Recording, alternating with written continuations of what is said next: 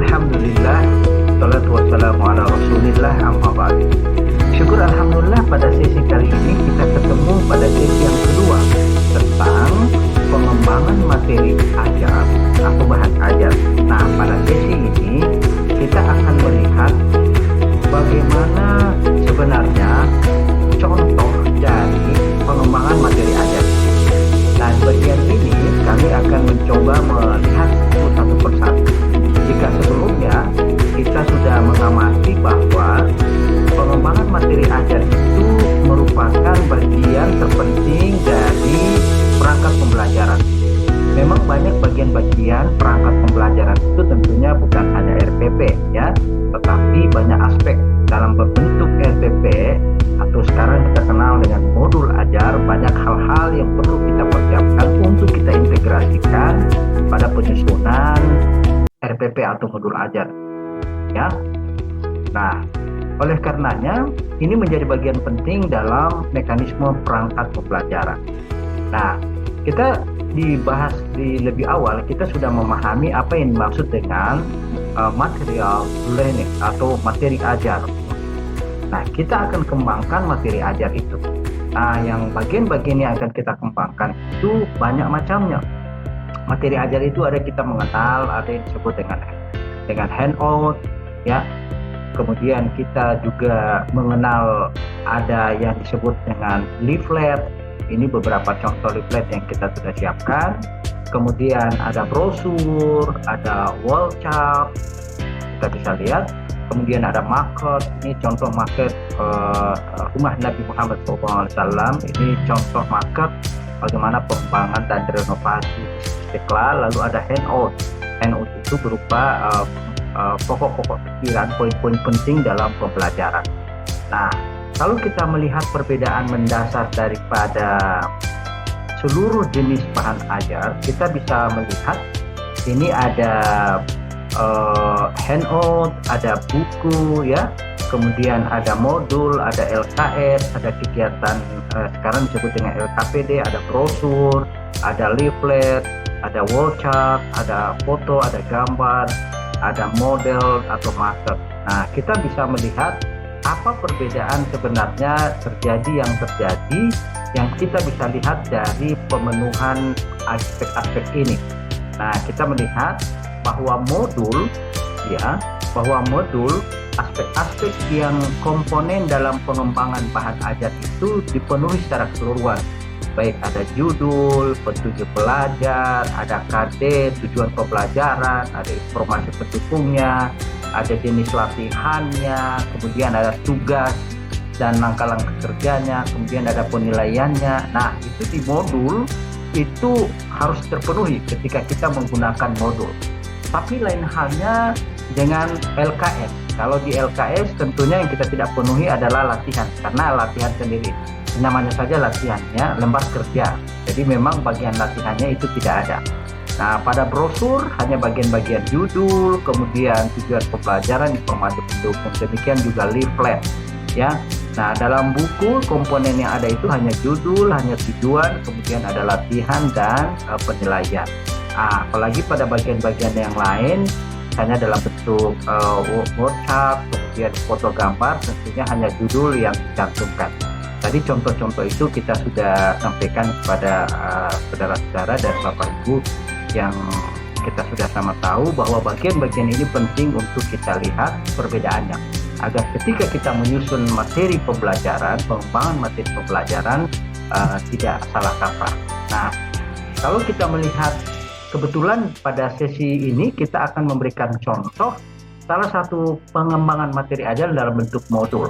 Baik Bapak Ibu, nah ini contoh bagaimana pengembangan materi ajar guna memenuhi bagian-bagian yang tidak atau belum terjelaskan atau belum dipahami secara utuh oleh peserta didik kita pada modul atau buku yang sudah tersedia, misalnya buku siswa dan sebagainya. Nah, misalnya ini kita memberikan judul tips dan trik pengembangan bahan ajar berbasis masalah. Tips dan trik pengembangan bahan ajar berbasis masalah. Nah, mengapa berbasis masalah? Sebab Masalah ini menjadi bagian penting untuk kita lihat dalam konteks pembelajaran berbasis masalah. Nah, jika kita menginginkan pembelajaran berbasis masalah, tentunya pengembangan materinya juga perlu memperhatikan masalah yang sudah ada. Nah, ini seperti format yang sudah kita ketahui bersama yang dijelaskan sebelumnya. Ini ada pengantar, kemudian ada daftar isi, ada pendahuluan, ada kegiatan inti, lalu ada kegiatan penutup. Nah, karena dia berbasis masalah, dalam deskripsi pendahuluan kita cantumkan salah satu informasi dari media massa ya, tentang guru bisa mengalami stres dan kenali gejala dan pencegahannya. Nah, pemicu stres itu tentunya banyak. Salah satunya misalnya tuntutan administrasi pembelajaran guru menjadi tantangan guru profesional. Nah, begitu banyak tuntutan administrasinya.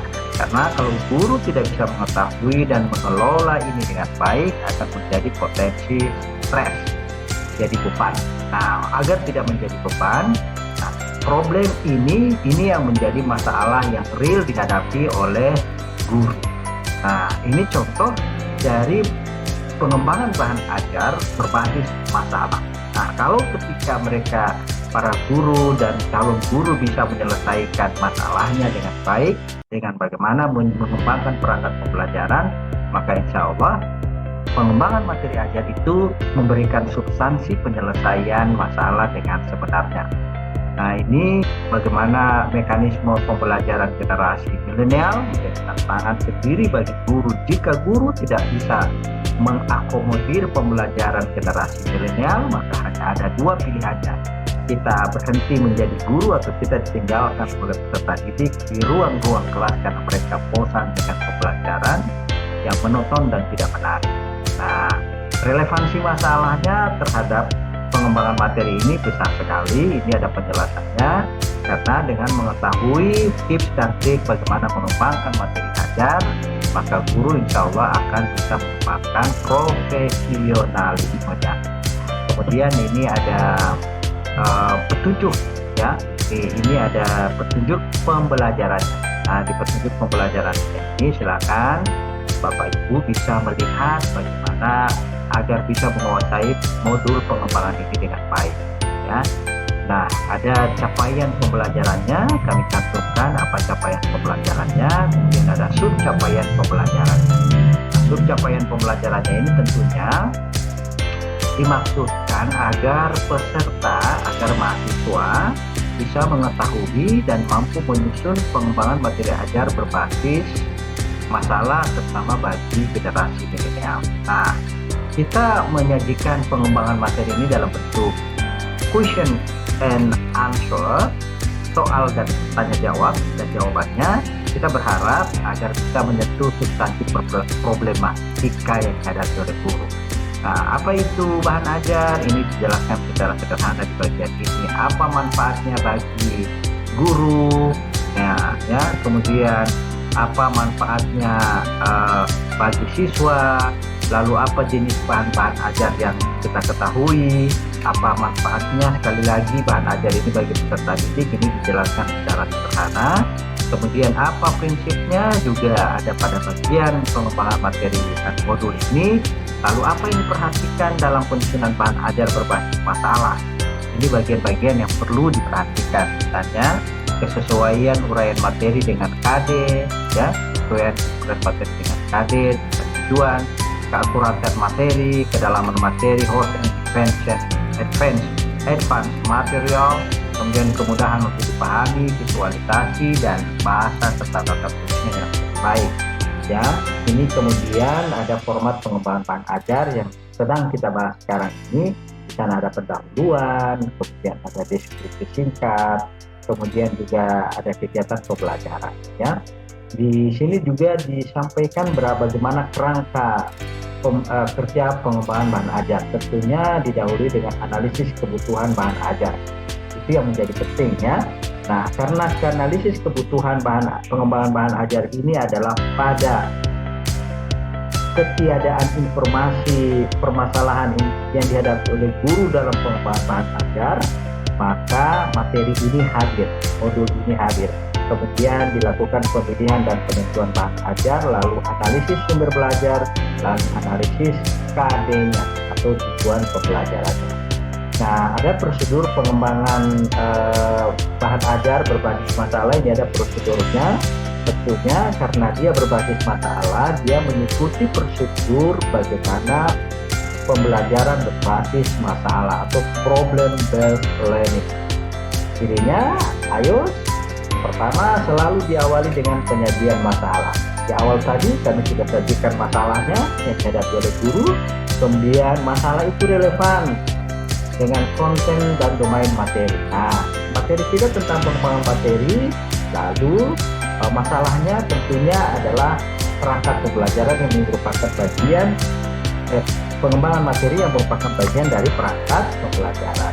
Kemudian masalahnya itu adalah ill-defined, yang betul-betul terdefinisikan dengan baik, dengan jelas, dan tentunya bukan hanya mengajukan pertanyaan-pertanyaan. Sumber masalahnya bisa dalam kehidupan nyata, tadi kita sudah sajikan, lalu bisa juga dari berita koran, televisi, informasi media sosial yang lagi viral, terutama itu lebih menarik. Nah, penting untuk kita ketahui ketika kita mengembangkan bahan ajar, ini ada hal-hal penting untuk kita perhatikan. Pertama, kesesuaian uraian materi dengan KI dan KD atau tujuan pembelajaran, kemudian keluasan materi, keakuratan materi, kemudian kemudahan untuk dipahami, visualisasi dan ilustrasi, bahasa dan tata tulisnya yang jelas. Nah, di bagian terakhir kami siapkan kuis. Sebagaimana sebuah modul perlu untuk pengayaannya dalam bentuk kuis. Kita siapkan kuis ini, tes formatifnya ini dalam bentuk soal bermuatan hot. Mudah-mudahan bermuatan hot ya. Silakan Bapak Ibu menilainya dengan sendiri. Kemudian ini ada soal nomor 2, lalu ada soal nomor 3 dalam bentuk uraian. Ya. Sebagaimana ciri soal hot, harus ada stimulus, maka kami memberikan pada bagian ini ada stimulus. Stimulusnya dalam bentuk tabel ya. Nah, dari tabel ini kemudian kami menanyakan mengapa modul ajar perlu memenuhi semua komponen pengembangan bahan ajar. Jawabannya tentunya sudah tersirat pada stimulus yang kita sudah sampaikan, yang kita sudah sajikan, dan stimulus ini dalam bentuk gambar. Nah, kemudian ini ada kunci jawabannya. Kunci jawabannya dalam bentuk narasi, karena dia ada dua bentuk, pilihan ganda dan uraian. Ini kunci jawabannya. Lalu terakhir ada rangkuman. Ya, rangkumannya tentunya sangat sederhana. Lalu ada daftar pustaka dan informasi sedikit tentang penulis.